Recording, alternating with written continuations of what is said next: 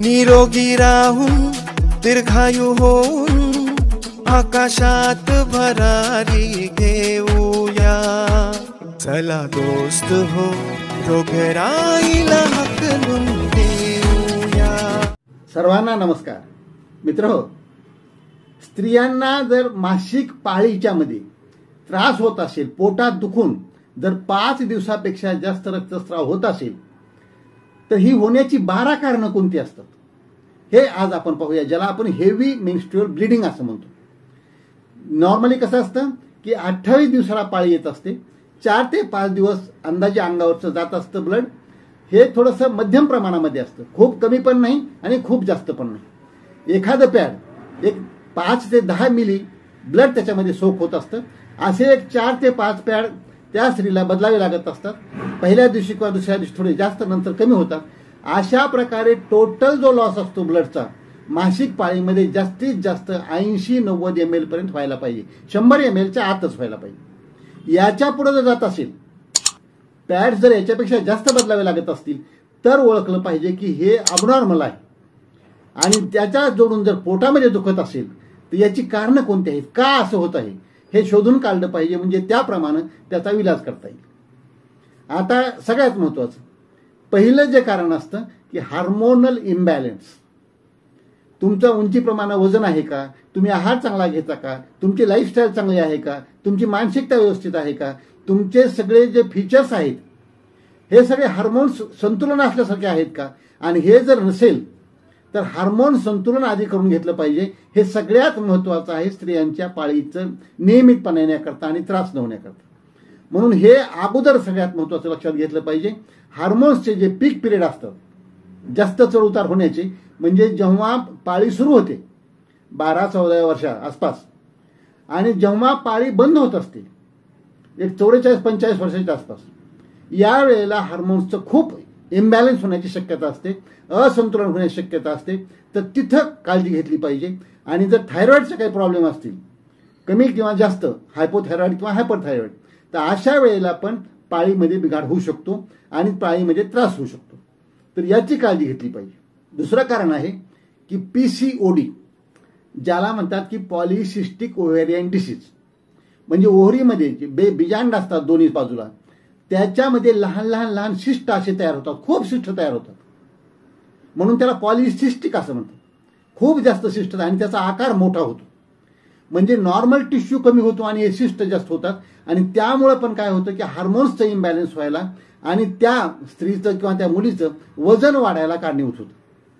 आणि वजन वाढू लागलं की पुन्हा हार्मोनचं इम्बॅलन्स व्हायला लागतं, म्हणून हे PCOD एक त्याचं कारण असू शकतं। तसंच पॉलिप किंवा फायब्रॉइड जे म्हणतात, म्हणजे गर्भाच्या पिशवीमध्ये गाठ असणं, फायब्रॉइड म्हणतो आपण त्याला, किंवा पॉलिप एखादा छोटा असेल तर हे जर असेल तर 20 ते 25% हे कारण असतं बऱ्याच वेळेला की त्याच्यामुळे ब्लिडिंग जास्त होत असते, त्याच्यामुळे पोटात दुखत असते। तसंच जर कॉपर टी बसवले असेल तर ते कॉपर टीच्या मुळे सुद्धा पाळीमध्ये त्रास होतो आणि ब्लिडिंग थोडी अंगावरची जास्त जात असते।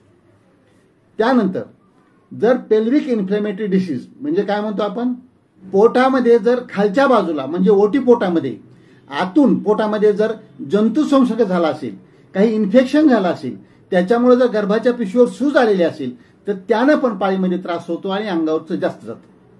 तसंच जर ॲडिनोमायोसिस ही कंडिशन जी असते की जे स्नायू असतात गर्भाच्या पिशवीचे, हे जर जास्त झाले असतील किंवा ह्याच्यावर जर सूज आलेली असेल, हायपरट्रॉफी ज्याला म्हणतो आपण, किंवा तिथं वाढ झालेली असेल त्यांची, तर त्याच्यामुळे सुद्धा काय होतं की पाळीमध्ये त्रास होतो अंगावरचं। त्याच्यामध्ये काय असतं की थर जे असतात सगळ्या पेशींचे, तर ते एकाच एक मिसळलेले असतात आणि हे मिसळल्यामुळे ते त्रास होऊ शकतो।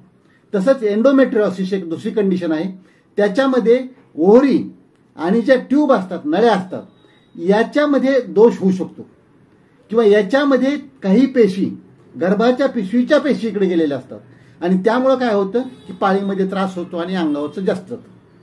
तसंच जे इन्फेक्शन असतं, गर्भाच्या पिशवीला जर आतून इन्फेक्शन झालं असेल तर त्याच्यानं पण अंगावरचं जास्त जातं। तसंच जर रक्त गोठण्याची प्रक्रिया जी असते, ज्याला आपण कोॲग्युलेशन असं म्हणतो, हे जर डिफेक्ट असेल, म्हणजे तुमचा कुठला घटक जर कमी असेल, रक्ताच्या पेशी जर कमी जास्त असतील, किंवा जीवनसत्वांची कमतरता असेल किंवा काही खनिज किंवा मिनरल्स यांची कमतरता असेल, ट्रेस एलिमेंट्सची कमतरता असेल, तर त्यावेळेला काय होतं की रक्तस्राव सुरू झाल्यानंतर तो लवकर बंद होत नाही. आणि असं जर होत असेल तर मग त्यावेळेला पाळीमध्ये त्या स्त्रीला किंवा त्या मुलीला जास्त अंगावरचं जाणार, जास्त पोटामध्ये दुखणार आणि ते जास्त दिवस पण अंगावरचं जाणार. अशा प्रकारे त्रास होत असतो. तर हे पण शोधलं पाहिजे की असा काही डिफेक्ट आहे का. तसंच जर काही कारणामुळं एखाद्या स्त्रीला रक्त पातळ होण्याच्या गोळ्या चालू असतील तर त्यानं पण अंगावरचं जास्त जातं, कारण ते रक्त गोठू देत नाही लवकर. रक्त पातळ करणारी गोळी काय करते की रक्त गोठू देत नाही, त्यामुळे पण अंगावरचं जास्त जात असतं. तसंच कॅन्सर जर असेल म्हणजे तो गर्भाच्या पिशवीच्या तोंडाचा असू शकतो किंवा गर्भाच्या पिशवीचा असू शकतो, त्यानं पण काय होतं की मध्ये मध्ये कधीही ब्लिडिंग होणं आणि पाळीच्या वेळेला जास्त दिवस अंगावरचं जाणं, पोटामध्ये दुखणं, हे पण चिन्ह त्यावेळेला दिसून येतात. तसंच जर एखाद्या स्त्रीला मध्येच जर अंगावरचं जाऊ लागलं, जास्त दिवस जाऊ लागलं, तर एखाद्या वेळेस तो दिवस गेल्यानंतर थोडेसे लवकर सुरुवातीला लक्षात येत नाही, ती प्रेग्नंट राहिलेली शक्यता असू शकते आणि त्याचा गर्भपात झालेला असू शकतो. 1-1.5 महिना 2 महिने तोपर्यंत ओळखू येत नाही लगेच पटकन. तर अशा वेळेला सुद्धा जर अर्धवट अबॉर्शन झालं किंवा हा गर्भपात झाला, त्यानं पण अंगावरचं जास्त जाऊ शकत असतं. तर या ज्या गोष्टी आहेत, ही जी महत्वाची कारणं आहेत, हे त्या स्त्रीच्या बाबतीमध्ये कोणती लागू पडतात हे शोधली पाहिजेत आणि त्याप्रमाणे काय केलं पाहिजे पुढच्या तपासण्या. आता कुठल्या तपासण्या केल्या पाहिजेत? सगळ्यात महत्वाचं याच्यामध्ये की जे रुटीन असतं आपलं रक्तलघवीचा चेकअप, तर त्या केल्या पाहिजेत. म्हणजे आपल्याला हिमोग्लोबिन कळेल किती आहे, ते पांढऱ्या पेशी लाल हे पण कळेल सगळं. दुसरं काय केलं पाहिजे की पोटाची सोनोग्राफी केली पाहिजे. पोटाची सोनोग्राफी केल्यावर त्याच्यात काय होईल की ज्या ओहरी आहेत बाजूला दोन्ही, त्यांचा आकार, त्यांची अवस्था कळेल, गर्भाच्या पिशवीची अवस्था कळेल, कुठं मध्ये गाठ आहे का ते कळेल, पॉलिप आहे का, फायब्रॉइड आहे का, ॲडिनोमायोसिस झालंय का, एंडोमेट्रोसिस आहे का, हे सगळे जे आपण नावं घेतली हे कळायला पोटाची सोनोग्राफी.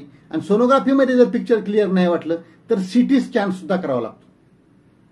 हेच तपासणी केल्यानंतर नेमकं कारण आपल्याला कळू शकतं. तसंच आणखी जर काही म्हणजे हार्मोन्सचं संतुलन आहे का नाही पाहायचं असेल तर हार्मोन्सच्या पण टेस्ट असतात, त्या स्त्रीरोग तज्ञांच्या सल्ल्यानं त्या टेस्ट केल्या पाहिजेत, त्याचेही रिपोर्ट पाहिले पाहिजेत. बऱ्याच वेळेला कसं असतात की काही चिन्ह स्त्रीमध्ये जर बाहेरून तुम्हाला लुक असा वेगळा वाटत असेल तर हार्मोन्सचं इम्बॅलन्स असतं, हे लक्षात घेतलं पाहिजे. आता ह्या सगळ्या तपासण्या केल्या, निदान झालं, तोपर्यंत काय होईल की जे कॉम्प्लिकेशन असतात हे कॉम्प्लिकेशन्स टाळता आले पाहिजेत किंवा झाले असतील तर ते कंट्रोल करता आले पाहिजेत. म्हणजे काय, रक्तस्राव होऊन तुमचं रक्तातलं हिमोग्लोबिन कमी होऊ शकतं, तुम्हाला अनिमिया होऊ शकतो, म्हणजे तुमच्या अंगातलं रक्त खूप कमी झालेलं असू शकतं. अशा वेळेला त्या स्त्रीला रक्त वाढण्याची औषधं दिली पाहिजेत. खूपच कमी झालं असेल तर रक्ताच्या बाटल्या लावल्या पाहिजेत, हे पण काळजी घेतली पाहिजे. आणि दुसरी एक शक्यता असते की हार्मोनच्या इम्बॅलन्समुळे त्या स्त्रीच्या अंगातलं कॅल्शियम खूप कमी झालेलं असू शकतं, ज्याला ऑस्टिओपोरोसिस म्हणतात, यापर्यंत स्टेज गेलेली असू शकते. अशा वेळेला काय होतं की हाडामधील सांध्यामधील कॅल्शियम जर एवढं कमी झालं तर हे दुखायला सुरू होतात. कंबरदुखी असेल, पाठदुखी असेल, गुडघ्याचं दुखणं असेल, सगळे स्नायू दुखणं आणि हाडांचं पण कमजोरी, तर हे सगळे चिन्ह दिसायला लागलेले असतात. तर हे सगळे स्त्रीरोग तज्ज्ञांच्या सल्ल्यानं त्यांना करेक्शन केलं पाहिजे, त्याला दुरुस्त करून घेतलं पाहिजे. म्हणजे काय होईल, त्या स्त्रीचं जगणं चांगल्या प्रकारे सुकर होऊन जाईल आणि त्रास जो होतोय हा दर महिन्याला जी पाळी येते त्यावेळेला जो होत असतो त्रास, हा त्रास कमी होऊन जाईल. असा त्रास असेल तर तो अंगावर नाही काढला पाहिजे किंवा घरातल्या कुटुंबातल्या व्यक्तींनी त्याकडे दुर्लक्ष नाही केलं पाहिजे, त्या स्त्रीनं स्वतः पण दुर्लक्ष नाही केलं पाहिजे आणि लगेचच स्त्रीरोग तज्ञाकडे जाऊन त्यांच्याकडून योग्य त्या मार्गदर्शनाखाली तो कोर्स पूर्ण केला पाहिजे आणि हा प्रॉब्लेम कायमचा सुटेल याची काळजी घेतली पाहिजे. तर हे सगळे जे नियम आपण पाहिले, हे सगळे नियम त्यांनी पाळावेत आणि हा पाळीमधला जो त्रास असतो ज्या स्त्रियांना होतो तो नाहीसा व्हावा. आणि हे सगळे जे नियम सांगितले ते नियम सगळेजण पाळूया आणि निरोगी राहून दीर्घायू होऊया. आजचा हा व्हिडिओ आवडला असेल तर इतरांना पाठवा, लाईक करा, कॉमेंट करा आणि डॉक्टर राम जावळे हे चॅनल जर सबस्क्राईब करायचं राहिलं असेल तर प्लीज सबस्क्राईब करायला विसरू नका. कारण आपलं आरोग्य आणि सत्यमेव जयते, सर्व नात्याहून श्रेष्ठ मला हेच नाते. जय जवान, जय किसान, जय भारत, जय इन्सान.